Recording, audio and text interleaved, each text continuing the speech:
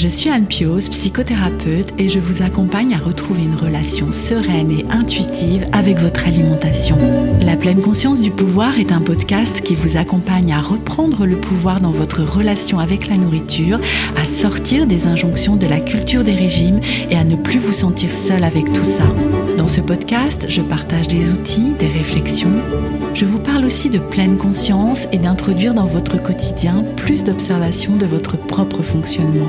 Je vous propose également des témoignages de femmes et d'hommes qui vivent ou ont vécu un trouble du comportement alimentaire ou une relation compliquée avec leur alimentation.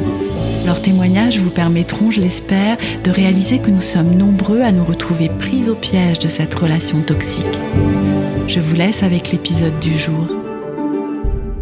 On parle très peu d'hyperphagie et c'est très important d'en parler. Donc, si mon témoignage peut aider, c'est génial. Aujourd'hui, je ne me considère pas comme guérie de l'hyperphagie. J'ai toujours des crises, moins souvent qu'avant. J'ai pris conscience que les crises, en fait, ne sont pas mes ennemis.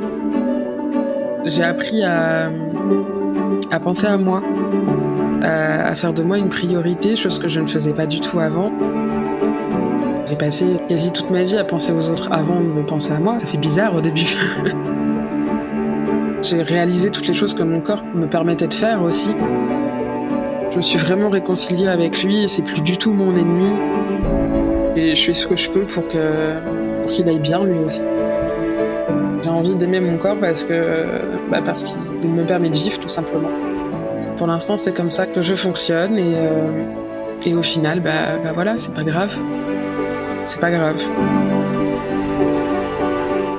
Bienvenue dans l'épisode 73 du podcast La pleine conscience du pouvoir. Aujourd'hui, je vous propose de retrouver Émilie. Nous nous étions rencontrés une première fois en avril 2021 pour enregistrer son témoignage sur le sujet de l'hyperphagie. L'épisode 16 est sorti en juin 2021 et vous avez été extrêmement nombreuses et nombreux à écouter l'histoire d'Émilie puisque cet épisode reste à ce jour et de loin le plus écouté de tous les épisodes du podcast. J'ai continué de suivre de loin en loin le parcours d'Émilie puisque nous sommes restés en contact via Instagram et il y a quelques semaines a émergé l'idée d'enregistrer la suite de son témoignage. Vous allez entendre que le processus se poursuit et qu'Émilie voit différemment aujourd'hui ce que les crises d'hyperphagie lui apportent. Elles sont devenues un signe, un baromètre de son état intérieur, venant lui dire de prendre encore et toujours plus soin d'elle afin de pouvoir ensuite prendre soin des autres. Je ne vous en dis pas plus et vous laisse découvrir notre échange. Bonjour Émilie. Bonjour Anne. Je suis vraiment ravie de te recevoir à nouveau pour cette suite de ton témoignage dans la pleine conscience du pouvoir. Suite parce que nous nous étions rencontrés en 2021. Nous avions enregistré un premier témoignage au mois d'avril 2021 qui est sorti sur le podcast en juin 2021. Donc l'épisode 16 où tu nous avais raconté ton parcours avec l'hyperphagie. Et force est de constater que cet épisode a eu et a toujours énormément de succès. C'est l'épisode le plus écouté de tout le podcast depuis le début du podcast et nous sommes à plus de 70 épisodes aujourd'hui. Et vraiment le signe pour moi que l'hyperphagie est un sujet important à traiter, dont il est important de parler parce qu'il n'y a pas encore beaucoup de personnes qui en parlent. Et déjà, je voulais te remercier pour ce premier épisode que nous avions enregistré ensemble et donc te remercier d'être là à nouveau alors que nous enregistrons cet épisode à la fin de l'année 2022 et qu'il va sortir au tout début de l'année 2023. Donc, merci Émilie. Merci à toi parce que c'est toi qui m'as contacté la première fois et ce podcast m'a beaucoup aidé moi aussi, mine de rien. Et je suis ravie de pouvoir aider toutes les personnes qui sont atteintes d'hyperphagie et même celles qui ne le sont pas. Effectivement, on parle très peu d'hyperphagie et c'est très important d'en parler. Donc, si mon témoignage peut aider, c'est génial. Eh oui, et d'ailleurs, tu dis on n'en parle pas et moi j'avais envie de dire toujours peu, en fait. On en parle toujours peu de l'hyperphagie, même 18 mois après. Oui, c'est vrai. On en parle un petit peu plus, mais c'est toujours la boulimie et l'anorexie en tête de liste. Et c'est dommage parce que beaucoup de personnes sont atteintes d'hyperphagie et se retrouvent seules avec leur maladie sans savoir quoi en faire et c'est dommage. Après on en parle un petit peu plus. On a eu Mmh. la chance, d'avoir Ludo il y a pas longtemps, qui est passé à la télé avec, pour témoigner et c'est bien. Je pense que ça commence à délier un petit peu. C'est pas encore Mmh, assez, mais mmh. on commence un petit peu à en parler quand même. Oui, oui, oui. Petit à petit, hein, ça fait son chemin. Alors, rappelons aussi que c'est un trouble du comportement alimentaire qui a été identifié il y a pas si longtemps que ça. Donc, voilà, ça peut aussi expliquer hein, qu'il y ait peu de personnes, même professionnels de santé, qui soient sensibilisées et ou formées, en fait, dans l'accompagnement de ce trouble. Oui, c'est vrai, il y a très peu de temps, il y a même pas 10 ans qu'on parle d'hyperphagie. Donc effectivement, il faut que le temps que les médecins se forment et ça fait son chemin. Faut le temps. C'est Mmh, dommage que ce soit mmh. si long, mais Alors Émilie, bah déjà j'ai envie de te poser cette question toute bête, mais comment te sens-tu? Comment vas-tu aujourd'hui? alors, aujourd'hui, je ne me considère pas comme guérie de l'hyperphagie. J'ai toujours des crises, moins souvent qu'avant et la grosse différence avec avant, c'est que j'ai compris que, quand j'ai des crises, en fait, c'est parce que, il y a quelque chose qui ne va pas. Les crises, pour moi, maintenant, ne sont plus, une maladie, mais un signal d'alerte. Oui. La crise, maintenant, me dit, «Attention, il y a quelque chose qui ne va pas, tu ne vas pas bien, faut trouver ce qui va pas et faire quelque chose». C'est la grosse différence avec avant. Quand tu dis la grosse différence avec avant, tu penses à par rapport au moment où on s'était parlé aussi en 2021? Oui aussi, parce qu'en 2021, j'avais pas encore compris totalement, le but des crises, en fait. Pour moi, c'était encore, une maladie que je subissais, il fallait contrer absolument les crises et si j'en avais pas, c'était génial et puis si j'en avais, c'était quand même pas terrible. Mmh. Aujourd'hui, bah, j'ai une crise, voilà, c'est pas grave, ça ne régit pas toute ma vie et surtout, voilà, j'ai pris conscience que les crises, en fait, ne sont pas mes ennemis et que si elles sont là, c'est qu'il y a vraiment un problème derrière et qu'il faut que je règle ce problème. Mmh. Oui, c'est-à-dire que tu vas me dire si je comprends bien, tu es passé d'un moment où tu pensais qu'il fallait les éradiquer, les supprimer et qu'elles n'existent plus, à aujourd'hui où tu dis: «OK, ces crises, elles ont une fonction». Oui, c'est tout à fait ça. C'est tout à fait ça. Avant, je les subissais clairement et maintenant, en fait, bah, je les laisse venir. C'est un peu mon petit signal Mmh. d'alarme, quoi, vous voyez la petite alerte rouge, stop, faut faire quelque chose, ça va pas et Oui, comme un baromètre. c'est plus devenu des amis, en fait. Oui, oui, j'étais avec cette météo, en fait. Je sais pas si ça te convient. Oui, c'est un peu ça, oui. Mmh, C'est une mmh. belle analogie, Oui. oui. Quand on s'était quitté aussi en 2021, tu étais aussi, bah voilà, encore comme aujourd'hui, très optimiste hein, sur la suite des événements. Ça faisait quelques mois qu'il n'y avait pas eu de crise, mais en tout cas, tu disais que bah, peut-être ça pouvait revenir et que bah, ce serait pas quelque chose de grave. Enfin, moi, je t'entendais déjà dans cet état d'esprit-là. Et qu'est-ce qui s'est passé alors dans les mois qui ont suivi? Dans les mois qui ont suivi, j'ai changé beaucoup de choses dans ma vie. J'ai demandé le divorce déjà, c'était un grand pas et en fait, j'ai appris Mmh. à penser à moi, en fait, à faire de moi une priorité, chose que je ne faisais pas du tout avant et en faisant ça, en fait, bah, les crises se sont Mmh. atténuées parce que, bah, j'allais mieux. Ça m'a permis, d'avancer, petit à petit dans ma vie, des moments où j'allais pas bien et justement ces crises m'ont fait comprendre que, bah, oui, non, ça ne va pas, change, fais quelque chose pour que ça aille mieux et quand je faisais quelque chose pour que ça aille mieux, les crises rediminuaient. Donc Mmh. c'est comme ça que j'ai compris qu'en fait, elles étaient un signal d'alarme et qu'il fallait que je les écoute, en fait. Fallait pas que je les évite, fallait pas que Mmh, je les mette mmh. de côté, Oui, j'entends fallait que que je les écoute. finalement, ce sont les crises elles-mêmes qui t'ont mis sur la piste de cette façon de voir les choses différentes. Oui, c'est ça. Alors, dans ce processus de prise de conscience, je suis vraiment curieuse de savoir si c'est quelque chose que tu as fait seule ou en étant accompagnée ou en étant soutenue par des pairs. Enfin, comment ça s'est tricoté, cette prise de conscience-là? Ça s'est tricoté, plus ou moins seul. À l'époque, en 2021, j'étais très suivie, j'avais ma diététicienne tous les mois, je faisais beaucoup d'hypnose, beaucoup d'acupuncture, enfin voilà, je faisais vraiment beaucoup de choses. J'ai énormément diminué Mmh. tout ça. parce que j'en ressentais plus vraiment le besoin et puis j'avais peut-être besoin aussi de faire une pause parce que c'est intense quand même, tout ça, avoir des suivis comme ça réguliers tout le temps, ça fait beaucoup, beaucoup de travail sur soi, ça remue beaucoup de choses aussi.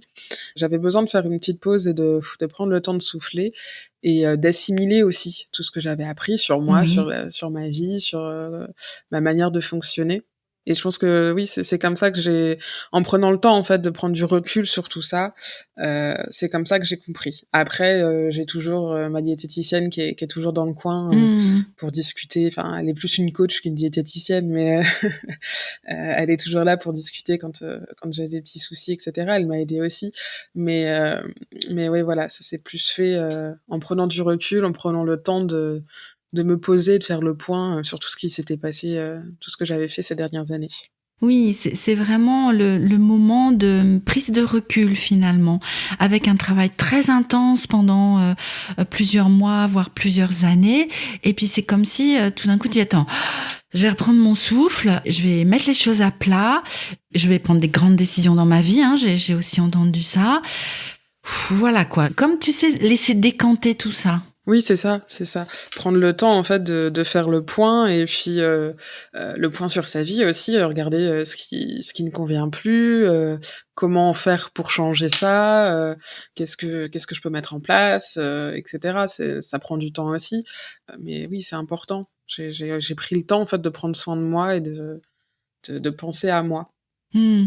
Oui, tu en parlais hein, déjà en 2021 de faire de toi une priorité, mais il y a eu comme l'étape 2 là aussi, ou 3 ou 4 ou 10, hein, je sais pas, mais l'étape suivante dans ce processus-là. Oui, c'est ça. Entre le fait de prendre conscience qu'il faut prendre soin de soi et le faire réellement, il y a une marge quand même. Enfin, on le sait tous qu'il Ouais. faut prendre soin de soi, qu'il faut faire de soi une priorité, mais le faire dans la vraie vie, c'est encore différent, c'est compliqué. Parce qu'on se dit aussi: «Oui, mais j'ai l'air égoïste en Mmh. faisant ça, enfin, je pense à moi, mais et les autres?» En tout cas, moi, c'est comme ça que je le Mmh. ressentais au début et puis au final, bah, si on prend pas soin de soi, on peut pas prendre soin Mmh. des autres non plus. Enfin, moi, c'est comme ça que je vois les choses, c'est que si moi je vais pas bien, comment est-ce que je peux aider les autres et pour qu'ils aillent mieux? Enfin, Mmh. c'est pas possible. Donc faut réussir à faire de soi une priorité. C'est pas toujours facile, Oui. mais au final, c'est que du bon derrière. Oui, c'est ça. Ce que tu dis, c'est que il y avait la théorie, et ça, tu l'avais bien compris. C'est important de se mettre en premier, de prendre soin de soi, de prendre du temps pour soi, etc., etc.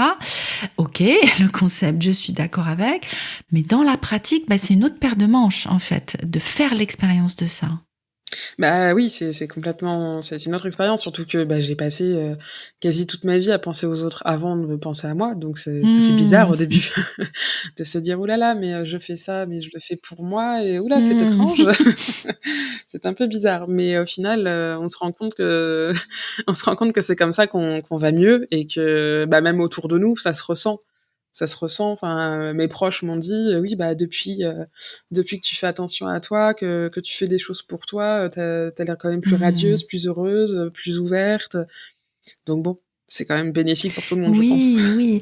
Et est-ce qu'il y a eu, je sais pas, un événement particulier qui t'a fait basculer, enfin je sais pas si le terme est bon, mais qui t'a fait comme une sorte de déclic, ou est-ce que ce sont des petites expériences que tu as menées les unes après les autres? Enfin, si tu as une idée de ça. Je pense que c'est plusieurs petites choses. Après, j'ai un travail qui me montre beaucoup de choses sur la vie. Je travaille dans un service de soins palliatifs en tant qu'aide-soignante, donc je suis confrontée tous les jours à des patients en fin de vie et ils m'apprennent Mmh. énormément de choses. Enfin, j'ai toujours en tête une patiente qui était en fin de vie, qui avait un cancer et qui allait bientôt mourir et son mari venait la voir et elle nous disait: «Mais en fait, je veux pas le voir parce que je l'aime pas.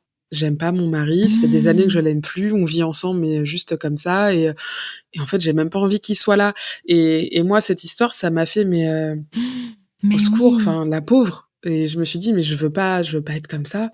Moi, je veux le jour de ma mort ne pas regretter ma vie, être entourée de gens que j'aime et faire les bons choix», Ouais. enfin Voilà, j'ai plein de petites leçons de vie comme ça, au quotidien qui font que, au final, on se dit que, oui, faut faire de nous notre priorité parce que, au final, quand c'est la fin, Mmh. on est face à nous-mêmes, quoi et être entouré des gens qui nous aiment et qu'on aime surtout, c'est important. Ouais, et oui, et je suis avec la, puissance, en fait, des messages que t'envoie ton travail. Enfin, c'est pas rien de recevoir ces leçons-là, des leçons de vie, finalement. Ah oui, oui, c'est pas rien, c'est ça m'a aussi aidé hein, à ouvrir les yeux sur pas mal de choses et à faire des choix après, est-ce que c'était les bons ou pas? L'avenir me le dira, Mmh. mais pour l'instant, ça me semble être les bons, oui. Mmh, oui, ça se vérifie dans ton quotidien en tout cas. Et ça me fait penser à un exercice qui est souvent proposé dans la thérapie ACT et que je propose parfois à mes clientes aussi, de réfléchir à ce qu'elles souhaiteraient ou ils souhaiteraient voir gravé sur leur pierre tombale, ou quel serait l'éloge en fait que feraient les autres le jour de leur funérailles. Alors ça peut paraître un petit peu sordide en fait, mais ça vient vraiment nous confronter à faire comme un bilan, en fait. Qu'est-ce qui aura été important ou qu'est-ce que j'ai envie qu'il soit important dans ma vie et dont tout le monde se souvienne et dont moi je puisse alors me souvenir. Oui, quand on est mort, on se souvient plus, mais enfin, tu vois ce que je veux dire, de faire ce bilan, en fait. Oui, c'est ça, enfin, peut-être pas au quotidien, mais faut essayer de se demander, oui, qu'est-ce que j'ai envie de laisser, comme trace de moi? Qu'est-ce que j'ai envie de laisser dans la tête des gens? Enfin, ouais, est-ce que j'ai envie de laisser l'image de quelqu'un, qui pense tout le temps aux autres, mais qui est pas forcément heureuse ou est-ce que j'ai envie de laisser l'image de quelqu'un de joyeuse, de bien, qui prend soin des autres aussi, mais encore mieux puisqu'elle a pris soin d'elle et qu'elle va bien et que du coup, on peut partager son énergie et être plus Mmh, efficace, on va mmh. dire. Oui, c'est ça. Et puis c'est aussi, tu en parlais tout à l'heure, ce travail sur j'ai le droit de penser à moi et c'est pas quelque chose d'égoïste, c'est pas quelque chose qui est au détriment des autres. C'est ça, parce qu'au final, quand on pense à soi, enfin, ça va être bizarre ce que je dis, mais on pense aussi aux autres parce que, quand on fait des choix, de vie, enfin, ça implique aussi les autres, ça se répercute sur les autres. Quand on est, par exemple, dans une relation et que ça ne va pas et qu'on décide de partir, c'est bien aussi pour l'autre parce que l'autre n'aurait pas été heureux Mmh. non plus. Quand on fait des choix pour soi, ça a forcément une répercussion, positive pour les autres aussi. Ils le voient peut-être pas forcément sur le moment, mais ça a forcément des répercussions derrière, Mmh, mmh. positives.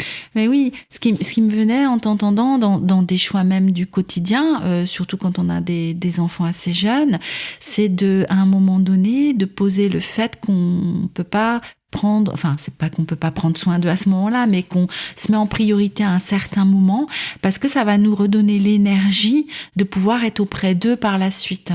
C'est ça.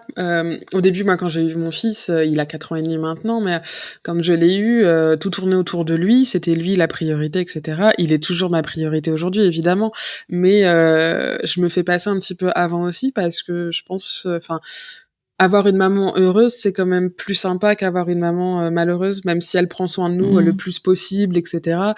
Avoir une maman avec le sourire et qui se sent bien dans sa peau, dans son corps, c'est quand même vachement plus sympa, quoi. Bah oui, clairement, hein, clairement. Et oui, tu parlais de se sentir bien dans sa tête, dans ses émotions, dans son corps. Quel rapport tu dirais que tu as aujourd'hui avec ton corps, ton image corporelle? Alors ça va beaucoup mieux. Mmh. Avant je me détestais, hein, clairement, c'était un cauchemar. Me regarder dans le miroir, c'était ouh là là. Mmh. Maintenant j'ai pris énormément de recul avec tout ça. J'ai réalisé toutes les choses que mon corps me permettait de faire aussi. Il m'a permis, de mettre un enfant au monde, c'est pas Mais rien. oui.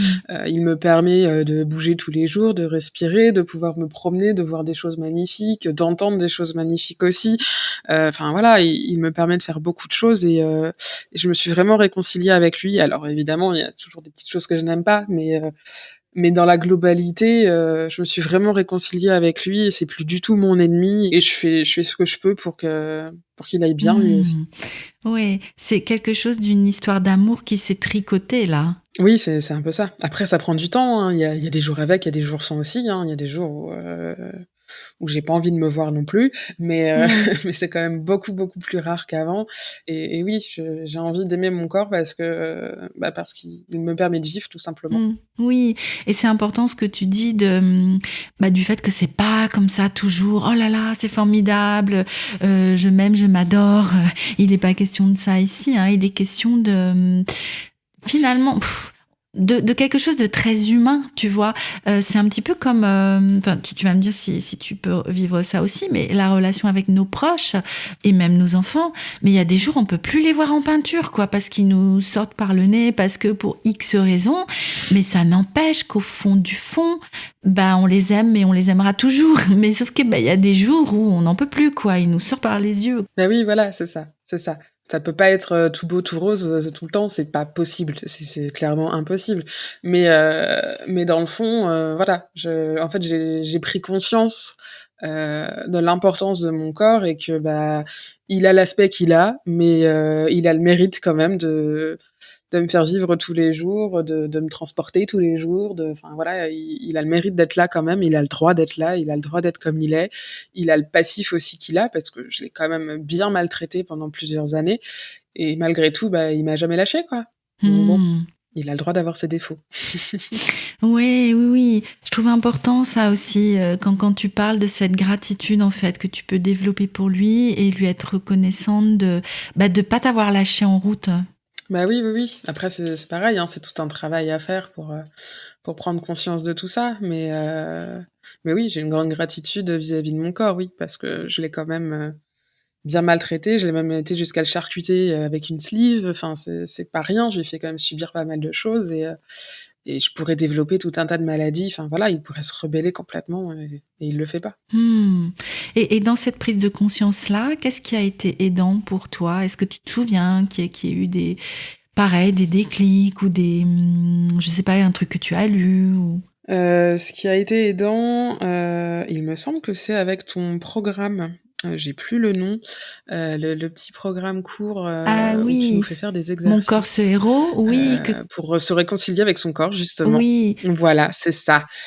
tu l'avais suivi, l'été dernier, je pense. Oui, c'est ça et j'avais déjà fait un bon bout de chemin, mais ça m'a permis aussi de me poser, de prendre le temps et d'être, oui, presque en tête-à-tête avec mon corps et de réaliser réellement ce qu'il avait traversé et ce qu'il me permettait de faire encore aujourd'hui et puis, il y a le sport aussi qui j'ai repris tout doucement, pour reprendre, contact, on va dire, avec mon corps, avec les sensations et Mmh. cetera. À mon rythme, hein, je fais pas, 10 heures de sport la semaine, hein, faut pas Non, ce serait beaucoup d'ailleurs. mais ouais. Oui, ce serait beaucoup. Oui, ce que tu expliques aussi, c'est que par le biais du mouvement, et de la connexion aux sensations, il y a eu aussi cette reprise de contact avec, ton corps, avec ses possibilités. Oui, c'est ça, j'avais pas fait de sport depuis pas mal d'années, pas sérieusement en tout cas et là reprendre, me reconnecter à mon corps, redécouvrir qu'en fait il est capable de beaucoup de choses. Enfin, une première séance, je m'étais dit: «Oh là là, je tiendrai jamais» et finalement, j'ai tenu sans trop de soucis donc je me dis, heu, que oui, ça me permet, oui, de réaliser qu'il est Mmh, capable de mmh. beaucoup de choses, oui. Et ton compte Instagram alors, est-ce que bon, je sais qu'il existe toujours, hein, puisqu'on discute via Instagram régulièrement, mais comment a-t-il évolué lui aussi pendant cette année et demie? Au début, juste après notre premier podcast, je postais encore, beaucoup. Là, dernièrement, je poste beaucoup moins parce que, j'ai moins de choses à partager. Enfin, je sais plus trop comment les partager, j'ai pas envie de tourner Mmh. en rond sur toujours la même chose. Et puis genre ce que je partage, je partage enfin du vrai. J'ai pas envie de broder des choses pour dire: «Je Mmh. poste pour poster», ça m'intéresse pas.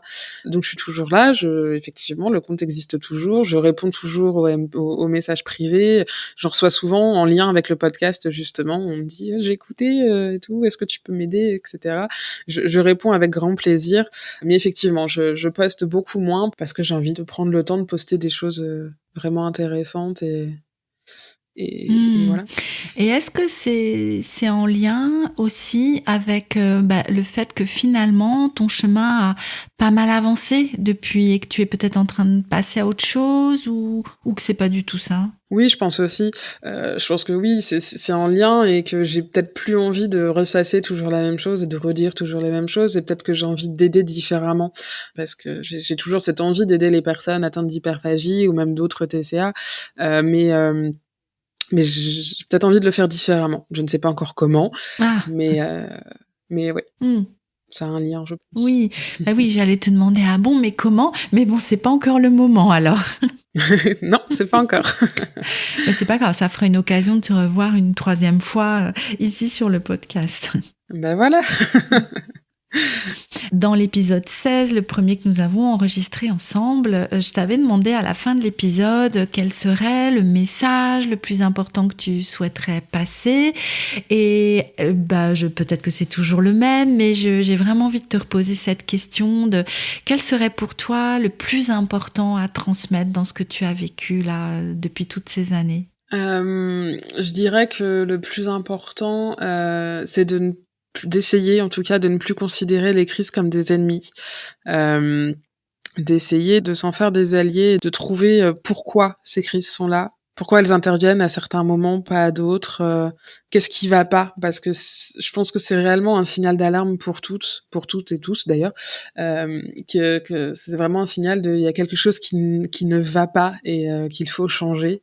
Je sais que c'est un très gros travail, que c'est très difficile, que c'est très long, que ça prend beaucoup d'énergie, mais c'est pas impossible et qu'une fois qu'on a compris et intégré ça et qu'on trouve les raisons de pourquoi ça ne va pas, ça va beaucoup mieux derrière parce que les crises s'en vont. On culpabilise plus déjà d'avoir de crises Mmh. parce qu'on se dit: «Il y a une raison. Je ne crise pas juste parce que c'est comme ça et voilà, il y a une raison pour laquelle je crise» et je pense que c'est très important d'en avoir conscience et d'essayer de trouver les raisons. Et puis, la deuxième chose, c'est, prenez soin de vous avant de prendre soin des autres. Et est-ce que tu aurais un exemple de l'alerte qu'une crise a pu te donner? Tu vois, quand tu dis trouver la fonction, est-ce que tu aurais un exemple concret à nous partager? Hem, pour pas rentrer trop, là, par exemple, en ce moment, au travail, c'est très compliqué Oui. et j'ai beaucoup crisé ces derniers temps et j'ai mis le temps à me dire: «Oui, mais en fait, c'est peut-être au boulot que ça ne va pas, c'est peut-être ça qui cloche et je peux peut-être faire quelque chose, peut-être en parler à quelqu'un, peut-être, voilà» et depuis qu'on en a parlé au travail et cetera, ça va beaucoup mieux, Mmh. par exemple. Oui, oui, oui. J'entends que c'est vraiment moi un travail d'introspection. Ok, là c'est un signal d'alarme, il y a quelque chose qui se passe, de regarder un petit peu dans tous les plans de ta vie finalement, qu'est-ce qui pourrait créer de la tension, créer de l'inconfort, et de trouver un moyen d'améliorer les choses, enfin de les changer ou de les assouplir. Et puis ça se vérifie par la preuve finalement. Oui, c'est ça. Ça se vérifie par la preuve les crises diminuent, voire disparaissent et c'est pas comme par magie, mais presque, quoi. Mmh. C'est, voilà, on règle un problème et hop, ça va mieux et après les crises reviendront pas, peu importe, c'est pas grave. Parce que Mmh. maintenant, je sais que si elles reviennent, c'est qu'il y a un truc qui va pas. C'est ça, c'est ça. Et j'entends aussi beaucoup aujourd'hui d'acceptation, en fait, qu'elles sont là, de les accueillir presque et de les voir comme, et tu le disais, hein, comme des amis, comme ce signal d'alerte qu'il est temps de prendre plus soin de toi. Et puis ton deuxième message, c'était, voilà, à nouveau, de se mettre en priorité, d'être attentive et attentif à prendre vraiment soin de soi. Oui, c'est ça. Peut-être qu'un jour, j'aurai d'autres signaux d'alarme pour me dire que ça va pas, hein. Ce sera peut-être pas forcément toujours des crises alimentaires, mais pour l'instant, c'est comme ça que je fonctionne Mmh. et au final, voilà, c'est pas grave. C'est pas grave. C'est ça, c'est ça. Et peut-être, tu vois, quand je t'entends dire, peut-être qu'il y aura plus besoin de ce signal-là ou que ça sera un autre signal à un moment donné, ce sera peut-être de sentir au moment où les choses ne conviennent pas, en fait. Tu sais, je pense alors les problèmes dans le travail, ça dépend pas toujours de nous, mais comme d'être attentive à: «OK, mais qu'est-ce qui se passe là? Je sens qu'il y a un inconfort presque là tout de suite». Tu vois ce que je veux dire? Oui, oui, oui, bah oui. Peut-être que dans le futur, je détecterai, bien avant que la crise arrive que ça ne va pas. Je pense que c'est un travail et que je vais apprendre petit à petit à écouter mon corps dans sa globalité et à voir que, bah, ça aussi c'est un signal, ce truc-là peut-être aussi et voilà, c'est encore tout un travail sur soi à faire, hein, c'est le travail d'une vie. Voilà, le travail d'une vie et quand je t'entends, j'entends aussi qu'il y a une acceptation aussi de ça. Enfin, tu vois, tu es pas en train de dire: «Oh là là, il y en a marre», enfin non, il y a vraiment quelque chose de très ouvert. Oui, c'est ça. Bah, après, il y a des jours aussi où je dis: «Ouais, j'en ai marre là de criser tout le temps, il faut que ça cesse». Mais, c'est comme tout, hein, Ouais. c'est jamais tout rose, hein, évidemment. Mais oui, maintenant je suis plus dans le voilà, je l'accueille et voilà, je m'en fais un allié, quoi. C'est ça. On est en train d'arriver à la fin de l'épisode, Émilie, et avant qu'on ne se quitte, voilà, est-ce qu'il y a quelque chose que nous n'avons pas encore abordé, un sujet, un message que tu souhaiterais faire passer? Un sujet pas spécialement, je voudrais juste, rappeler l'existence de la plateforme Stop TCA, si tu me le permets. Oui. Parce que je reçois beaucoup de messages me disant, «Mais, je sais pas comment faire, j'ai pas de spécialiste près de chez moi, j'ai peur de tomber sur des gens qui n'y connaissent rien» et cetera. Cette plateforme Stop TCA, vous pouvez la retrouver sur Instagram, vous pouvez le taper sur Google, vous allez tomber sur la plateforme. Ce sont vraiment que des professionnels qui sont formés pour les troubles du comportement alimentaire. Ce sont des personnes qui sont vraiment, très safe, vous pouvez leur parler, il y aura pas de jugement, enfin voilà, vous pouvez y aller les yeux fermés, je Mmh. vous les conseille et voilà, je voulais en reparler parce que ils font vraiment du très, très bon boulot et voilà, c'était important pour moi de les reciter ici. Tout à fait et puis c'est important effectivement d'une manière générale alors c'est pas toujours simple, mais de trouver des professionnels, que ce soit au niveau psychologique ou nutrition, qui soient, réellement formés, sensibilisés aux troubles des conduites alimentaires et d'aller creuser aussi. Alors parfois, vous pouvez rencontrer des professionnels qui le sont, mais le courant ne passe pas ou c'est pas exactement ce que vous cherchez. Enfin, moi je dis souvent aux personnes que j'accompagne, bah, peut-être je suis pas la bonne personne ou peut-être pas maintenant ou peut-être que si et n'hésitez pas à aller voir plusieurs personnes aussi pour vérifier que c'est bien la personne avec qui vous vous sentirez en confiance ou vous vous sentirez en sécurité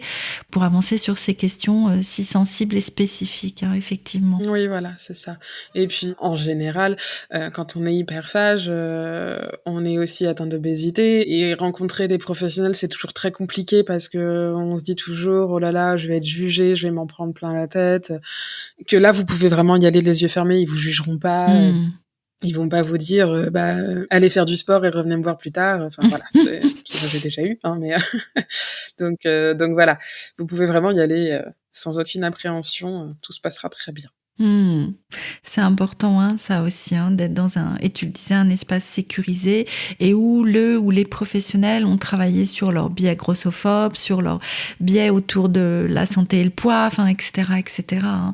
Comme avec cette plateforme Stop TCA ou avec les personnes qui se sont sensibilisées à l'approche inclusive à l'égard du poids. Enfin, voilà, là aussi, il y a des choses parfois à vérifier et c'est vraiment difficile et douloureux de le vérifier par des remarques, par le négatif finalement, hein. Donc, si nous pouvons trouver des professionnels où nous savons que déjà ces questions-là sont a priori creusées, bon, ça peut faire gagner du temps et du confort aussi, hein, dans les suivis. Oui, c'est ça fait gagner du temps, du confort et puis, ça permet aussi de garder confiance, envers les professionnels. Enfin, moi, j'ai déjà eu, l'expérience, hein, où, on arrive dans un cabinet et puis on nous regarde de travers et on nous donne, une liste d'aliments à manger et d'autres à ne surtout pas manger et puis Mmh. voilà et on repart en vous disant, voilà, oui, faites du sport, arrêtez les féculents, arrêtez le chocolat et puis tout ira mieux. Enfin, c'est Mmh. pas non.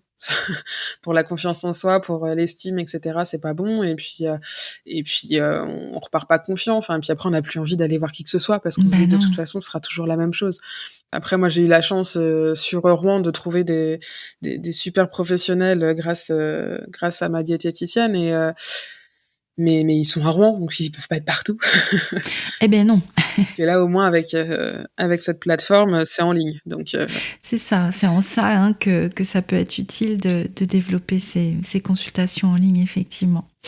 Je te remercie beaucoup, Émilie, pour ce deuxième moment passé ensemble, ces deuxièmes partages qui vont être à nouveau, je le sais, des pépites pour les personnes qui t'écouteront.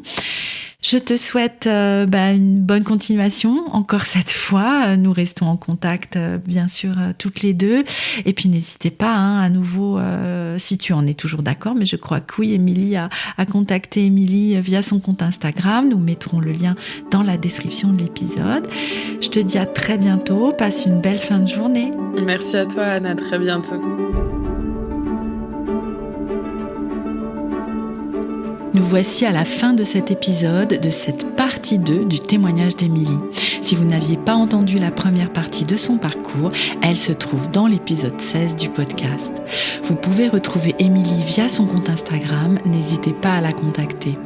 Dans l'épisode d'aujourd'hui, Émilie nous parle de la façon dont le programme de 5 jours Mon corps ce héros a pu la soutenir dans son processus.